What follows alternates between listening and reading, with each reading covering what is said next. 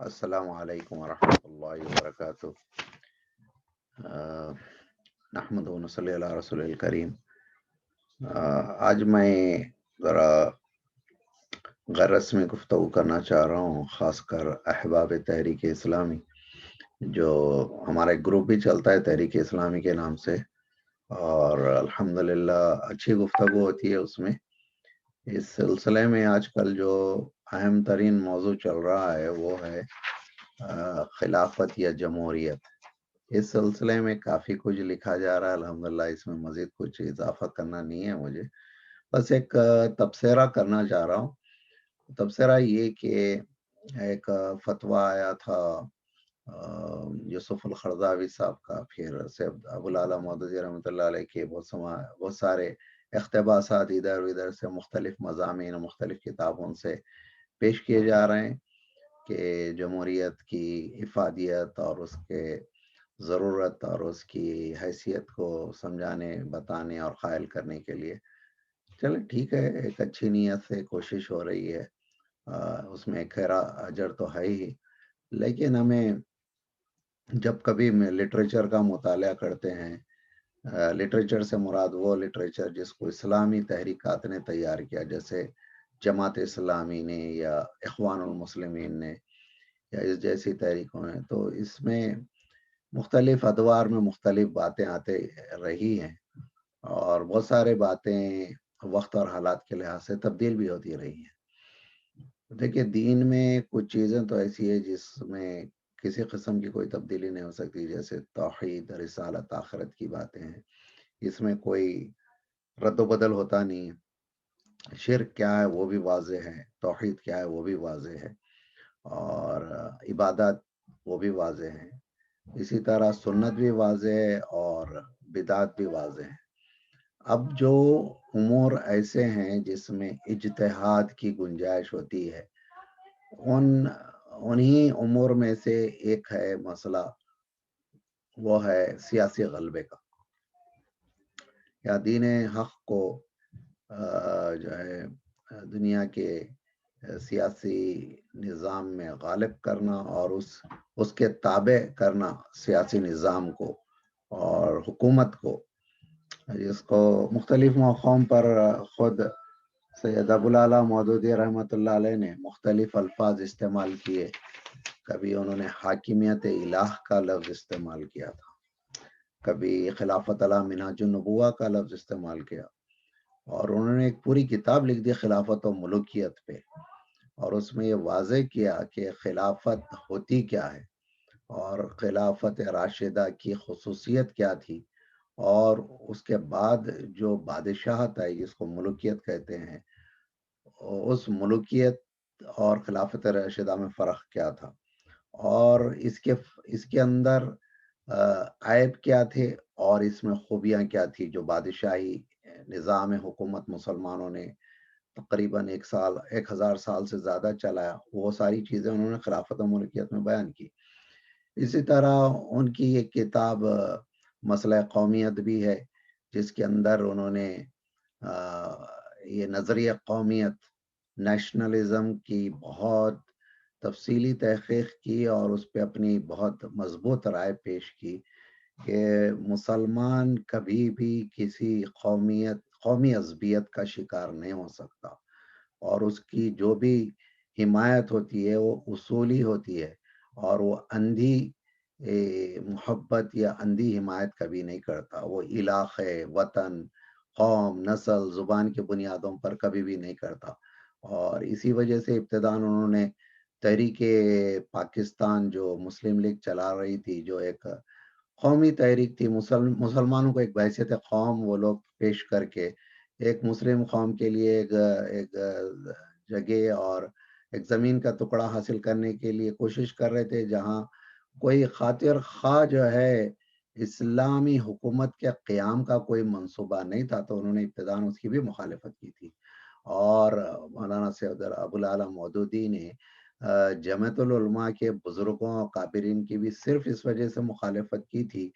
کہ وہ متحدہ قومیت کے قائل تھے، یعنی ہندو مسلمان مل جل کے، کیونکہ ایک وطن میں رہتے ہیں، ایک زمین پہ رہتے ہیں، تو وہ ایک قوم ہے، اس طرح کا مشترکہ قومیت کا ایک تصور جو ہندوستان کی بہت بڑی جامعہ دارالعلوم دیوبند کے جو حسین احمد مدنی صاحب خاص طور پہ، جو جن کی دوستی ہو گئی تھی پنڈت نہرو اور دیگر کانگریسی لیڈروں سے، تو انہوں نے بس اللہ کو معلوم ان کی اپنا ذاتی اشتہار تھا یا جو بھی تھا، انہوں نے یہ کوشش شروع کی جس کی سخت تنقید مولانا مودودی نے کی ہے۔ اور اس کے بعد ہی، کیونکہ مولانا مودودی دو چیزوں پہ سخت تنقید کرتے تھے، ایک تو تصوف کے جاہلانہ تصورات پر جو خانقاہیت کے طرف سے تھے، اور ساتھ ساتھ جو جدید نظریات ہے جو حکمرانی کر رہے تھے، جیسے کہ مغربی جمہوریت اور سرمایہ دارانہ نظام، اشتراکیت۔ اب یہ سارے ورڈز جو میں اردو میں استعمال کر رہا ہوں، آپ سب بخوبی واقف ہیں ان سے، کہ کیپٹلزم،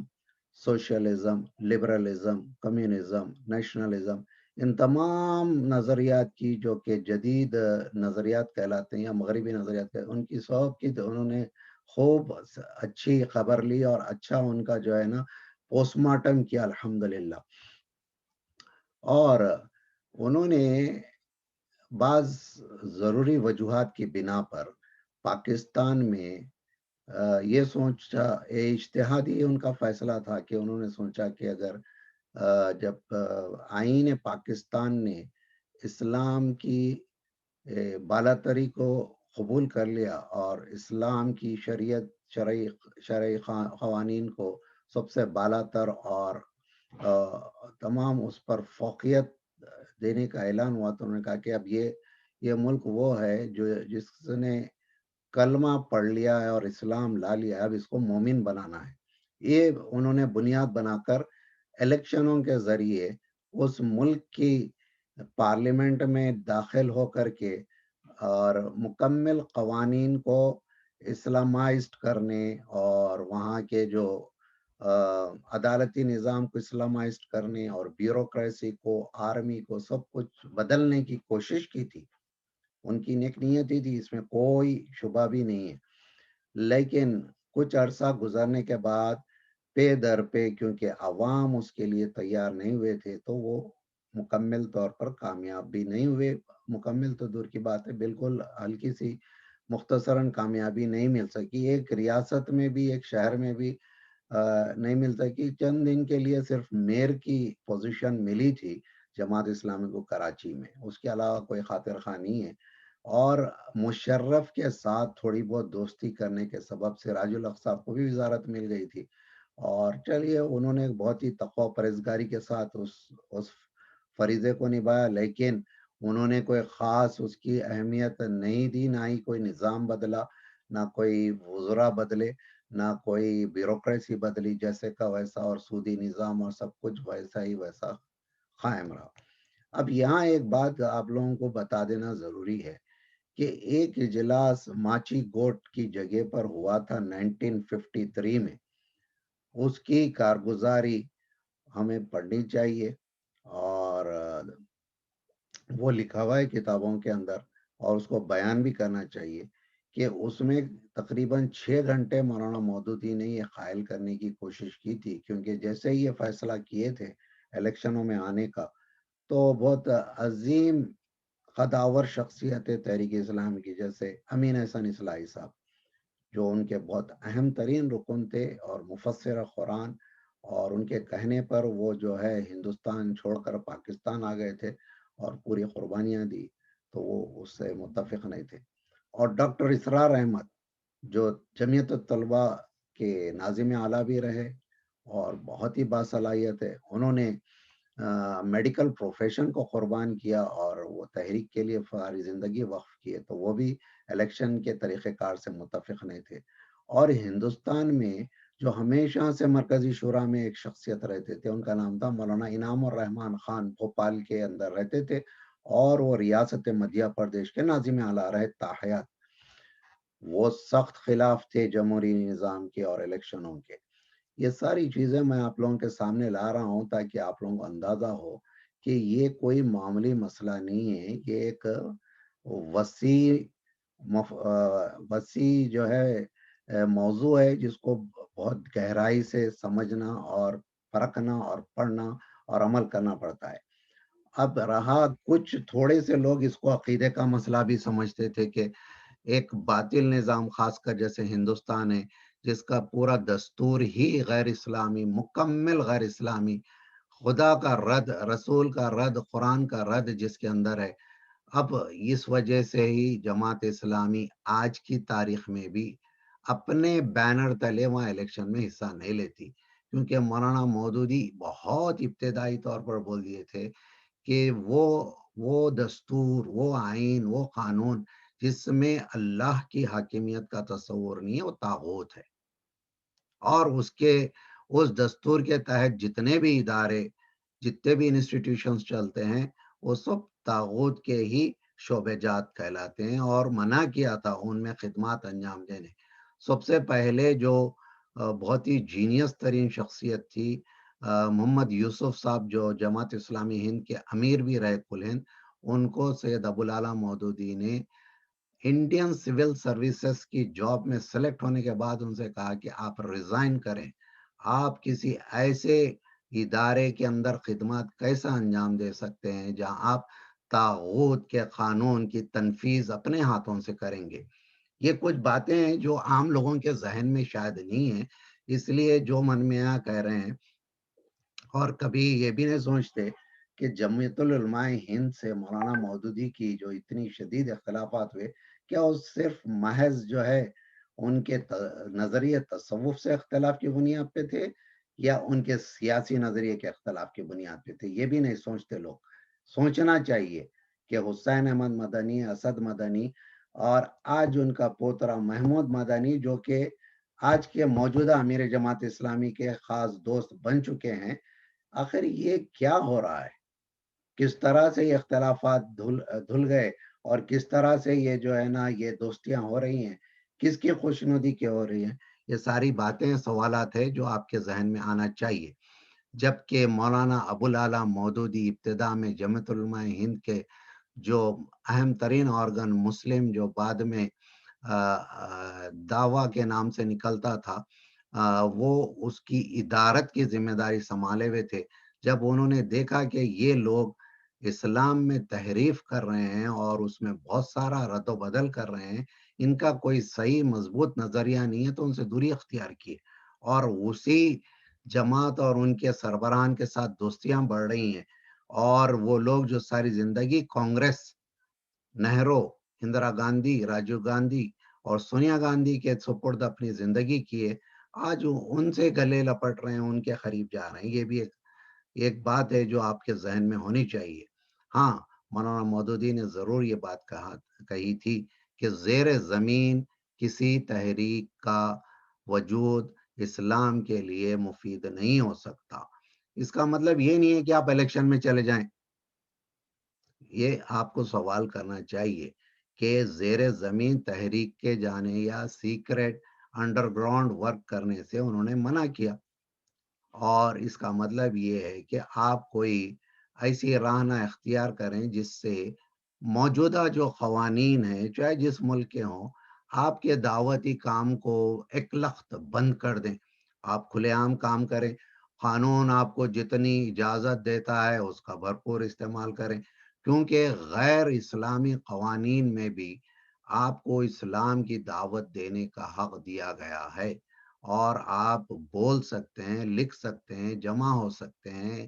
اصلاح کر سکتے ہیں. اس کا بھرپور فائدہ اٹھائیے، اور اپنی ایک تعداد اتنی بنا لیجئے کہ آپ ایک مضبوط قوت بن جائیں. آپ کا اپنی ایک معیشت مضبوط ہو، آپ کا تعلیمی نظام مضبوط ہو، آپ کا سماجی نظام مضبوط ہو، آپ کے پاس ادارے ہوں، آپ کے پاس مدارس ہوں، آپ کے پاس جامعات ہوں. پھر آپ سوچئے کہ آپ الیکشن کے ذریعے انقلاب لائیں گے یا کوئی اور راستہ بھی ہو سکتا ہے. یہ اس وقت آپ کو سوچنا چاہیے. لیکن فی الفور جلد بازی یا عجلت میں کوئی ایسا کام کریں جس سے آپ کو لیے جو راستے کھلے ہوئے ہیں وہ بھی بند ہو جائیں. یہ انہوں نے کہا تھا. اس کا آج کے جو جماعت کے لوگ ہیں، چاہے وہ ہندوستان کے ہو پاکستان کے ہوں، انہوں نے یہ مطلب نکال لیا کہ بھئی ہم کو تو الیکشن لڑنا چاہیے، اور ہمیں جس طرح بھی، اگر جیسے ہندوستان ہے وہاں پر کیا کیا انہوں نے، ایک ویلفیئر پارٹی قائم کی. ڈائریکٹ جماعت نہیں لڑتی ہے، لیکن اپنے ارکان کے ذریعے سے اور کچھ غیر مسلموں کو ملا کر ایک سیکولر پارٹی کو قائم کر دیا ہے، اور انڈائریکٹلی جو ہے الیکشنز کے ذریعے نفوذ کرنا چاہ رہے ہیں۔ اسلام نہیں تو کم از کم ہماری بقا تو ہو جائے گی۔ اسلام باقی رہے نہ رہے، لیکن ہماری جانیں، ہمارے دفاتر، ہمارے منصب، ہمارے اثاثے بچ جائیں۔ واللہ عالم، یہ کس نے سکھا دیا نہیں معلوم۔ تقریباً میں بھی 30-40 سال سے دیکھ رہا ہوں، تمام عمرہ جماعت اسلامی کی تقاریر سنی ہے، اور قاضی حسین احمد صاحب کی سنی ہے، منور حسن صاحب کی سنی ہے، اور ان لوگوں کی کوششیں بھی دیکھی ہیں۔ یہ کہیں بھی اسلام کو بذریعہ الیکشن کامیاب کرانے میں آج تک تو کامیاب نظر نہیں آئے ہیں، لیکن اس کی تمنائیں اور اس کی نظریاتی جنگ میں بڑے برسر پیکار ہیں وہ لوگ جو الیکشن کے حامی ہیں۔ اور جب کینیڈا آ گئے ہیں کچھ لوگ، تو وہ لبرل پارٹی کے ساتھ مل کے وہی کوششیں کر رہے ہیں جس طرح کے وہاں سیکولر پارٹی کو ہندوستان میں جتانے کے لیے جماعت اسلامی ہند کر رہی ہے۔ اور وہاں پر ہم دیکھ رہے ہیں پاکستان میں مسلم لیگ کا ساتھ دیا تھا قاضی صاحب نے، لیکن نواز شریف نے ان کو پہنچ کے پھینک دیا، اور جماعت کی کوئی حیثیت نہیں رہی، بلکہ بعد میں انہوں نے بائیکاٹ بھی کیا الیکشنوں کا، ایک آدھ ٹرم جو ہے وہ لوگ حصہ بھی نہیں لیے، پھر بعد میں لیے، لیکن وہی 2-3 سیٹ آتے ہیں اور کچھ خاطر خواہ فائدہ نہیں ہے۔ ارکان کی تعداد نہیں بڑھ رہی، افراد نہیں بڑھ رہے، ان کے مد مقابل جو آر ایس ایس کی جو تنظیم ہے وہ زیادہ کامیاب ہوئی الیکشنوں کے ذریعے، یہ لوگ نہیں کامیاب ہو سکے ہیں۔ اسی طرح الجزائر کو لے لیجئے آپ مصر کو لے لیجئے آپ، یہاں الیکشنز جیتنے کے بعد بھی جو ہے نا آپ کو بے دخل کیا گیا ہے۔ الیکشنی طریقہ کار سے اسلام ابھی تک تو آتا ہوا نظر نہیں آیا۔ ہاں، ایران میں جو آیا ہے وہ ایک مزاحمتی انداز، احتجاجی انداز سے لوگوں نے قربانیاں دی اور فوج ان کا ساتھ دی، لہذا انقلاب برپا ہوا اور پورا نظام بدل کے رکھ دیا انہوں نے۔ اب ایک کوشش ترکی میں چل رہی ہے، لیکن وہاں وہ علل اعلان اسلام کے نفاذ کی بات نہیں کرتے اردوغان صاحب، وہ آہستہ آہستہ جو ہے نا وہاں پر اصلاحات کر رہے ہیں وہاں کے دستور کے اندر۔ ابھی ان کا دستور مکمل طور پہ اسلامی دستور نہیں ہے، سیکولر کنٹری ہے، خلافت کا نام لینے بھی سے بھی گریز کرتے ہیں وہ۔ اب وہ ایک امید بنی ہے، یہ باتیں آپ لوگوں کو کلیئر سمجھ میں آنی چاہیے کہ اسلامی انقلاب کے لیے صرف جمہوریت ایک ذریعہ نہیں ہو سکتی یا الیکشن ایک ذریعہ نہیں ہو سکتا، آپ کو کئی تجربات کرتے جانے پڑیں گے، آپ کو ہوش میں آنا پڑے گا، آپ کو بار بار اپنا جائزہ لینا پڑے گا، اور یہ کوشش کرنا چاہیے اور دیکھنا چاہیے کہ جن لوگوں نے الیکشنوں میں حصہ لیا انہوں نے کیا خدمت کی دین کی، اور ہماری جماعت یا تحریک کے لوگ اگر الیکشنوں میں جائیں گے کس حد تک دین کا نفاذ کر پائیں گے، کس حد تک خود اپنی جماعتوں کا جو ہے صحیح اسلامی معیار برقرار رکھ پائیں گے، افراد کا تعلق باللہ، تقوی، پرہیزگاری اور ان کا مطالعہ، ان کا قرآن سے تعلق، ان کے اندر جو ہے نا کرپشن نہیں آنے دینا، یہ کس حد تک ممکن ہے۔ اور یہی سوال میں نے اس وقت تقریباً 10 سال پہلے قاسم رسول اللہ صاحب جو آج آل انڈیا پریزیڈنٹ ہے ویلفیئر پارٹی کے، ان سے کہا تھا کہ مجھے خدشات ہے۔ انہوں نے کہا کہ مجھے بھی ہے یہ خدشات، ان سب باتوں کے باوجود ہم ایک رسک لے رہے ہیں، ایک تجربہ کر رہے ہیں، ان کا یہ بیان تھا۔ اور 10 سال کے بعد بھی میں نے سوچتا کہ اس رسک لینے سے ابھی تک کوئی خاطر خواہ فائدہ ہوا ہے۔ اب دیکھیں آپ، وہ تحریکات جن کا نصب العین یہ نہیں ہے اسلام کو غالب کرنا، یا جماعتیں جیسے مجلس اتحاد المسلمین ہے حیدرآباد میں، یا مسلم لیگ ہے کیرلا میں، یا یہ پی ڈی ایف ہے آسام میں، ان لوگوں نے کچھ سیٹیں جیتی ہیں، اور مسلمانوں کے کچھ جو ہے حقوق کی اور اس کی باتیں کرتے ہیں، اسلام اور شریعت کی کبھی وہ لوگ بات نہیں کریں گے، اور وہ صرف ہمیشہ سیکولرزم سیکولرزم کہیں۔ کیا خدا نہ خواستہ ہم بھی وہی کرنے لگ جائیں گے؟ بلکہ ہم نے کرنا شروع کر دیا ہے۔ ہندوستان میں تو تحریک اسلامی والوں نے اسلام کی بات کم، سیکولرزم کے بقا کی بات زیادہ کر رہے ہیں۔ سوچئے ہمارا مقصد اور نظم کیا تھا؟ کیا ہم سیکولرزم کی بقا کے لیے جدوجہد کریں، یا اللہ کی بندگی، اللہ سے تعلق اور نبی صلی اللہ علیہ وسلم کے اسوے کی بات کریں؟ آپ اور میں سب جانتے ہیں سیکولرزم لادینیت کا دوسرا نام ہے، اللہ کے انکار کا دوسرا نام ہے، قانون شریعت کے انکار کا نام ہے۔ کیسے جو ہے ایک وہ جماعت جس کا نصب العین اقامت دین، وہ سیکولرزم کی بقا اور جو ہے آئین اور دستور کی بقا کی باتیں کرتی ہے، کفریہ آئین اور دستور کی بقا کی بات کرتی ہے۔ ویسے ہی مسلم پرسنل لا بورڈ جو کہ ایک دینی جماعت ہے جس کا کام شریعت کا، وہ بھی یہ کہتی ہے کہ سیکولرزم کو بچائے تو شریعت بچے گی۔ ارے بھائی، کیا ہم بھکاری ہیں؟ کیا علماء دین بھکاری ہیں؟ انہوں نے انگریزوں سے جو ہے زمام کار چھیننے کے لیے ہزاروں لاکھوں علماء کو شہید کروایا، اور آج ہندوؤں سے بھیک مانگ رہے ہیں کس چیز کی؟ کہ ہمیں جو ہے نا شادی بیاہ اسلام کے مطابق کرنے دو، طلاق اسلام کے مطابق کر لینے دو، وراثت کی تقسیم اسلام۔ کیا ہم اس دن کے لیے جو ہے رہ گئے ہیں کہ جا کے ان منکرین خدا سے بھیک مانگے کہ چند تھوڑے سے ٹکڑے ہمیں دین کے عطا کر دو؟ اور اس میں ایک مغالطہ ان لوگوں کو یہ بھی ہوتا ہے، جب میں ایسی باتیں کرتا ہوں تو شاید ہم حزب التحریر سے متاثر ہیں۔ نہیں، حزب التحریر یقیناً خلافت کی بات کرتی ہے، لیکن اس کا طریقہ کار میں کوئی افراد سازی، کردار سازی، جماعت اور تنظیم بنانا نہیں ہے، عوام کو چینج کرنا نہیں ہے۔ ہم کوشش کریں عوام میں کام کریں، غیر مسلموں میں کام کریں، مسلمانوں میں کام کریں، افرادی قوت کو بڑھائیں، الیکشن کے باتیں کرنا بند کریں، اور امر بالمعروف و نہی عن المنکر کرنے کے کیا طریقے آج کے دور میں ممکن ہے اس کی کوشش کریں۔ اللہ سے دعا کرتا ہوں کہ یہ کچھ باتیں میں نے تمیداً کہی ہیں،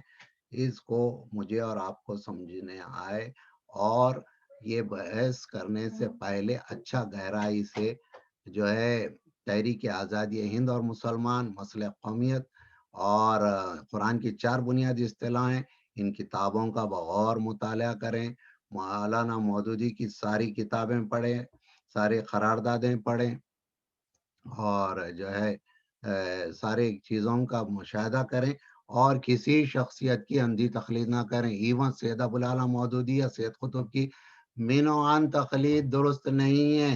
جس طرح بعض مربی ہمارے کہتے ہیں کہ امام حنیفہ کی تقلید جامع درست نہیں ہے، ویسے ہی امام مودودی کی بھی تقلید جامع درست نہیں ہے۔ اللہ سے دعا کرتے اللہ ہماری دعاؤں کو قبول فرمائے، عقل سلیم عطا فرمائے۔ صلی اللہ تعالیٰ علیہ خیر خلق سیدنا و شفیعنا مولانا محمد